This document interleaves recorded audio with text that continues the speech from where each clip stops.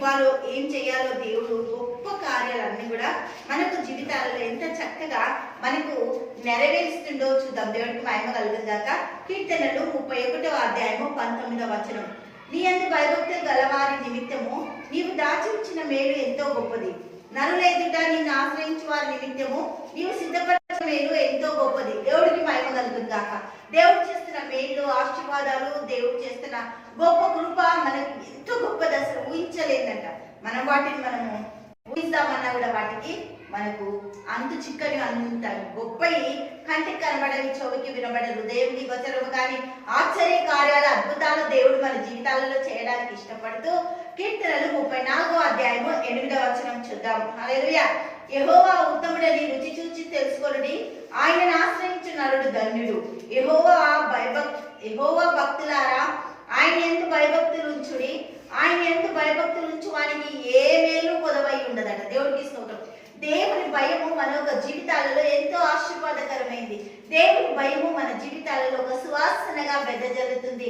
దేవుని భయము మన బిడ్డలకి నేర్పాలి, మనం నేర్చుకోవాలి. దేవుడికి కావాల్సిన ఆ ఒక ఆశ ఏంటి అంటే, నా బిడ్డలు నా బిడ్డలు నాకు ఒలుకుతున్నారా, నా బిడ్డలు ఒలికి నా దగ్గర నా సన్నిధిలో కనబడితే నేను వారి యొక్క అవసరాలు తీరుస్తా, అక్కర్లు తీరుస్తా. అబ్రాహాము దేవునికి భయపడేవాడు, కానీ అబ్రాహాముకి హల్లెలూయా దేవునికి స్తోత్రం ఎన్ని ఇచ్చిననేమి దేవా బాధపడుతుండు, సంతానము లేదని బాధపడుతుంది. దేవుడికి మహిమ కలుగును గాక. హల్లెలూయా. ఆదికాండం 15వ అధ్యాయము 1వ వచనం చూద్దాం. ఇవి జరిగిన తర్వాత యెహోవా వాక్యం అబ్రాహామునకు దర్శనమందు వచ్చి, అబ్రాహామా భయపడకుము, నేను నీకు కేడెము, నీ బహుమానము అధికమగునని చెప్పెను. అందుకు అబ్రాహాము, ప్రభువైన యెహోవా నాకేమి ఇచ్చిననేమి, నేను సంతానం లేనివాడనే పోచున్నానే, దమస్కు ఎలియాజరే నా ఇంటి ఆస్తికర్త అవును కదా.